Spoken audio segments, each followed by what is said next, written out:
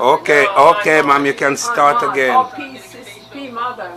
Alright, Nina, start talking about Granny Henny, Uncle Lauren, I you. don't really know the details of my mother's life because that thing she never talked about. It hurt her too much.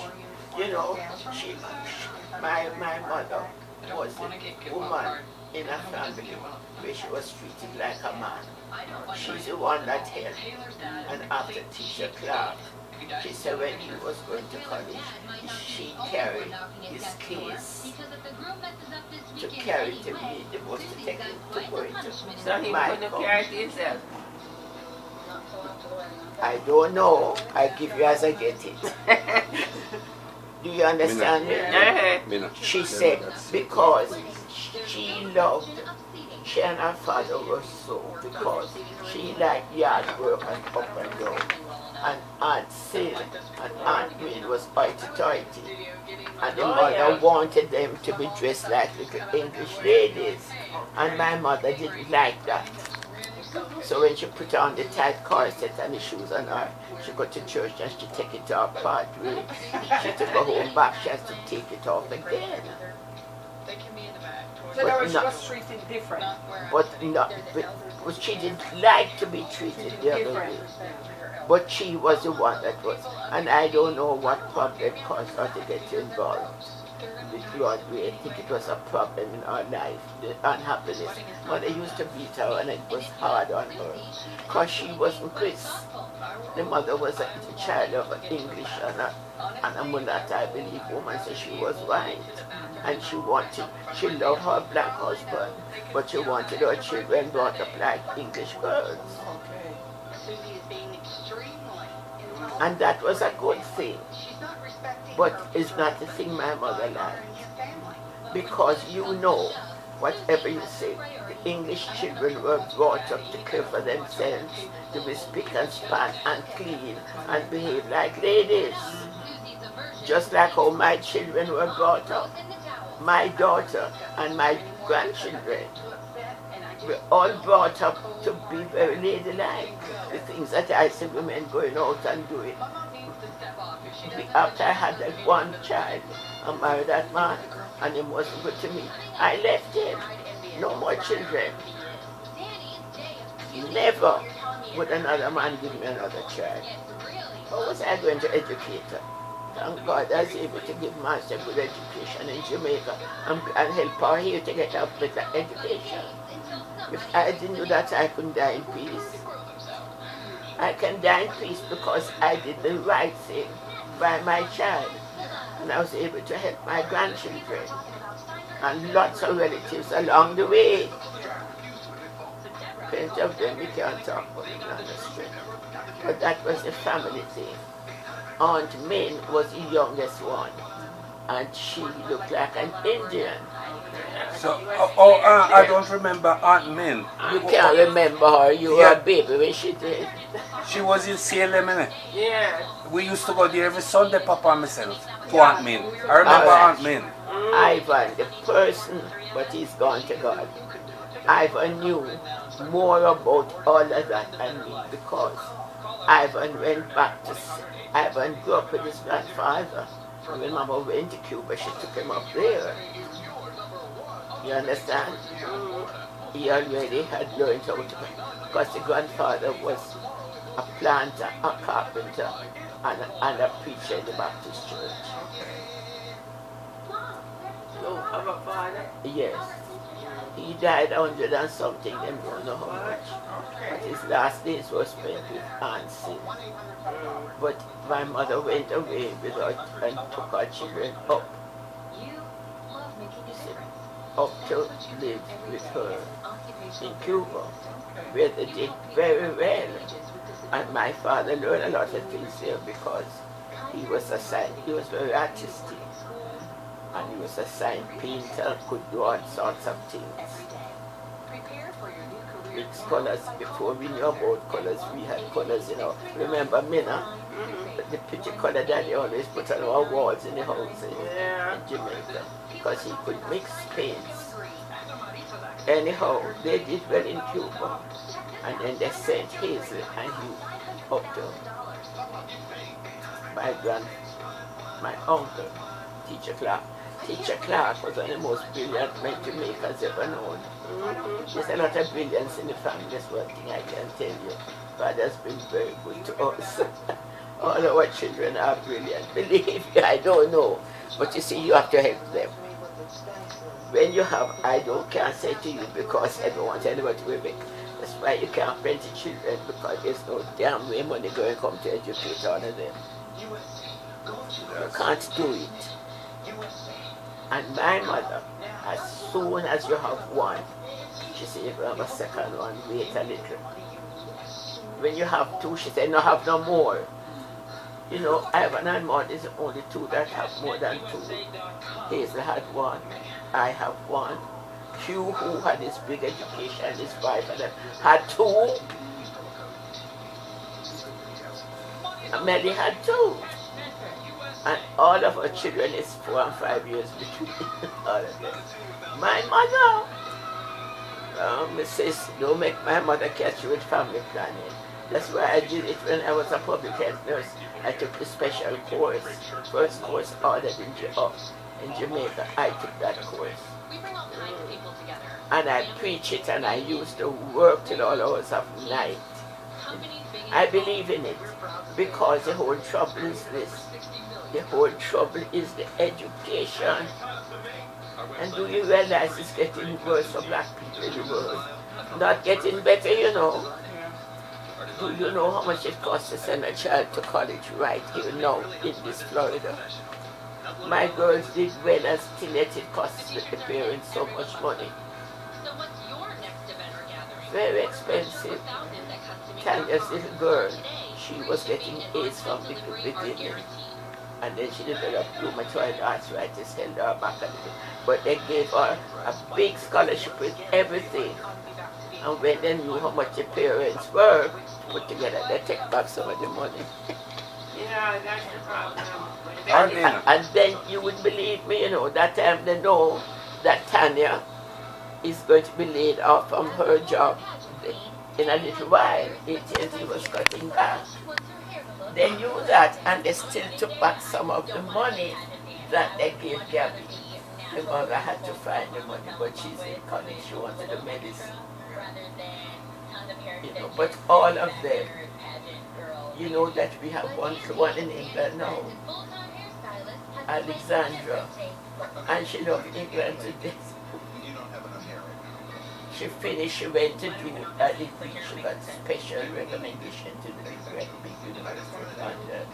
And she did that degree, and you believe she would come back, because she's looking at a job until she decided if she's going to do law or what, or work on that degree alone.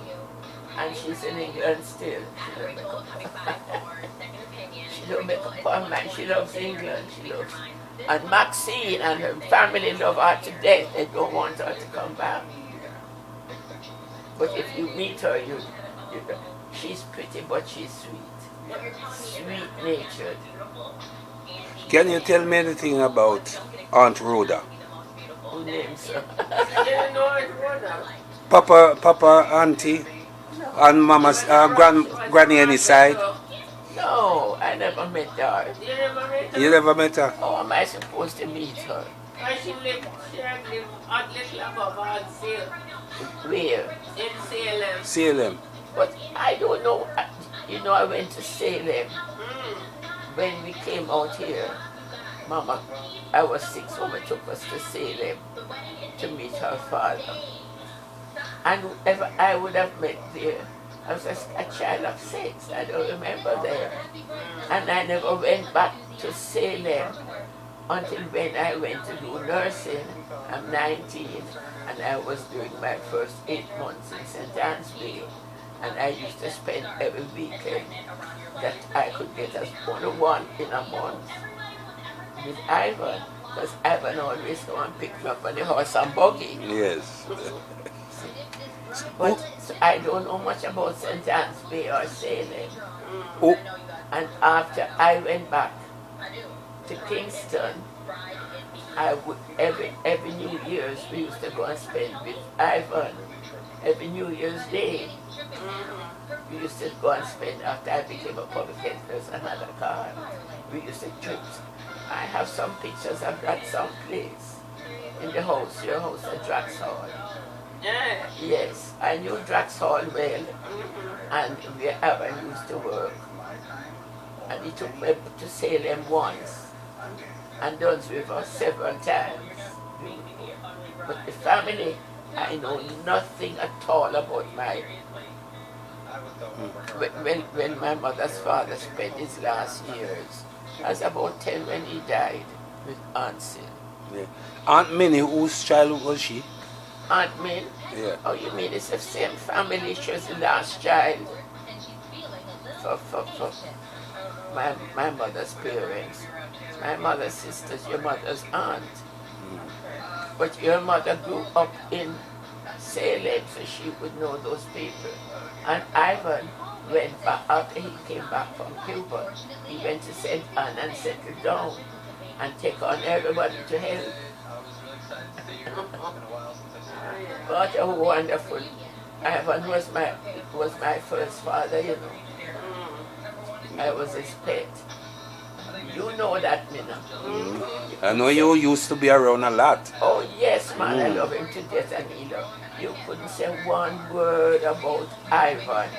About me, I wouldn't even complain to him about my husband. But he never touched me because he never foolish.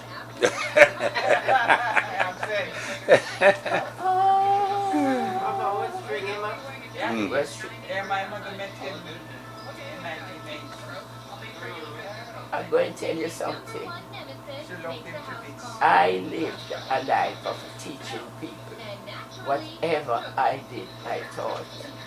My mother told me, any man lift his hand on you, make sure you lick him first. And when you lick him, you're gone. Not more to do with it again. Any woman who respects herself, don't allow a man to hit her. My father never beat me once because talk about an obedient child, that was me. No one nobody talked to me. No one nobody called me down. They called me down one time, he cried 2-3 weeks. That's the truth. Until today. But don't try and hit me. Because if I see you coming, I'm going to take anything in my power. So you have to kill me. That's right. And that's what my mother taught all her children. I must get that lecture of it. I don't know if you get it. She used to warn all the women that come around her, respect yourself. And you know, these are things that she learned because of her problems in life. And she taught them and she flung them around. So Teacher Clark was what now? An uncle, granduncle or something? Teacher Clark was the first child of my mother and father's children. And he was the one that showed brilliance from a baby. So he was sacrificed and sent to work at Michael. And I believe, I don't know if he got a scholarship before or after, because they never had the money to pay for Michael all the way. But when he graduated, he was at the top #1. I went to his school too, you know, in Falmouth. That was the end of his life. Yeah, I went to his school. In Marshall. But he had a big problem. Women. Oh, that must have been Yeah. Never know one man could have so much woman from. Woman mash up his life with women. He mash up his life. He mash up his life with women. He got married. The first thing he said, I am told, that he wanted to marry a woman like his mother, the white angel. That's his own quote, carried over the years.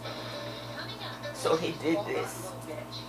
But his mother tried to bring them up like white children. He had a beautiful speaking voice. You hear him speak, was a joy. And his brilliance was beyond all. He opened the first private secondary school Jamaica had. But because of his temper and his mismanagement and the women, he could have gone, because all Excelsior and St. Simon's was at the back of Teacher Clark's children.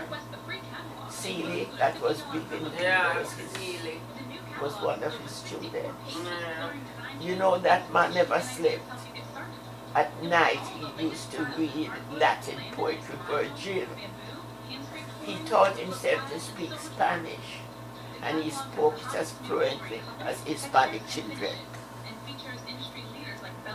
And his son was brilliant, Marcus. Oh gosh. The one that he had with Miss Christie, the young. When he had, after, he had that lady that he used to live with in Salem. I don't know that child. Yes. I have never seen that yeah, child. but he was brilliant, but then it went to his went crazy. Yeah. He was brilliant. It wasn't his son, you know. It wasn't his son, it was his maid son that he took in and looked after. Okay. Yes, because I was going to that college at the time. Yes. Christy got married in You see? Because he was keeping that woman while she was looking after him and educate her children. What he told everybody was that the child was his. Yeah. And of him. Probably was. Probably was. But he was an old man that time. Yeah, he was. But that was his whole problem in life. No, we went to school together, Marcus, but he was brilliant. Is that so? Oh my God, he was brilliant. I never and I met guess a teaching from Teacher Clark too, but he would be teaching. I never met him. It's after he went to Salem and Ivan fixed up that house for them to live in. I never saw them. Just before he went away, I went to the half of a house, because I went to St. Catherine to Spanish Town, and I used to travel up and down, and I didn't want to be at home still with the family, so I'd gone out by myself with Marcia, and I went to the half of a house that he went to, and I tell you, he was so damn untidy, never employed nobody to sweep or tidy, he was cleaning the place. I didn't stay very long. And after that, I don't know where else he went to. But these little schools was below the man's dignity. The man had too much brilliance to allow himself. What you think? He worked money, you know. But he drank it off. He sported it off and gave to women. And all the women in have this fair women. I think he had one Indian one time. Because the wife left him. Oh Lord. And you know his son, I don't know about anything, his son with his wife, you know, he was the chief in the KCC accountant to the top. He studied accounts, he was in charge. He spoke beautifully just like his father. Nice fellow, and when he came up here, he was 90, and he stayed at time with his daughter. He had children that came out when they did well, and one of the daughters have two sons that are doctors. They never kept in touch with me, and I never tried to keep in touch. I couldn't cope, you know, because they lived close to Coral Springs there. That is and the daughter never paid the family no mind. I don't know what happened to her, but she came out very fair in color, and she never liked the father's behavior, so she never bothered with the father. But the son and the father, you know, they weren't close because the son got married to a Russian. You knew that, Miller, didn't you? The son was married to a woman from Russia. They never had any children, but she was a nice person. But she died before him. But he was brilliant, like the father, yes, and successful, because he wasn't into drinking and drugs and, you know, rubbish. I kept in touch with him. Conrad used to be my husband. Used to be in touch with him. And then they came to visit us, but we never really got over to Carlsbad. Remember, I was working hard jobs until I was 6+. I couldn't cope with so much things. But I'm very sorry I never kept in touch with that family. But Aunt Sin's son Ben. Yeah, I want to it. That's a sad story. That's another brilliant fellow, but he was a devil. He was a devil. He did bad things and mean things. But he studied because when she left Cuba and went to Chicago, and she did well, she used to work for the Star, she made a fortune. She bought a big house, and then she sent her son to Scotland, where he did both the general medical course and the postgraduate. That time we had general surgeons.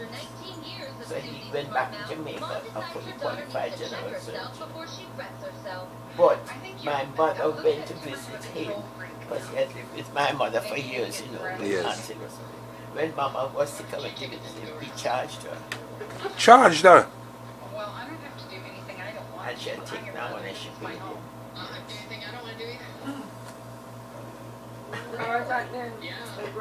I'm only trying to tell you that this family is widespread. Yeah, because I heard one time. So over your children now, let me Yeah, they're all alright there. They have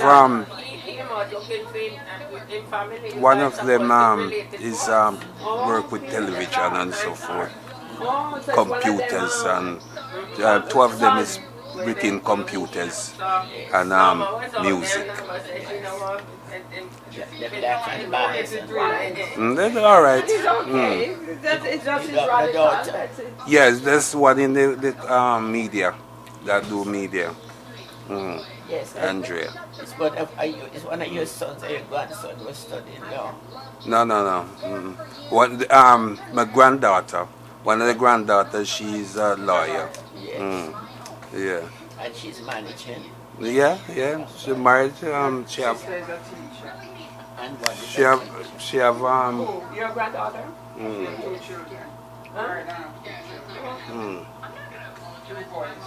Well, Mom, I'm glad that I'm here today to get all of this. I can only say. And I hope to God that it's in this voice. They don't go back in your back again unnecessarily. Because it's not all back operations are necessary. Well, that's true. You know, they're talking about putting screw and rod in my back. Yes. You know, and according to Rennie said that after you have a back operation once, second time never too kind to you. So, listen, So, I'm not going to tell you no lies, her experience. yeah, so.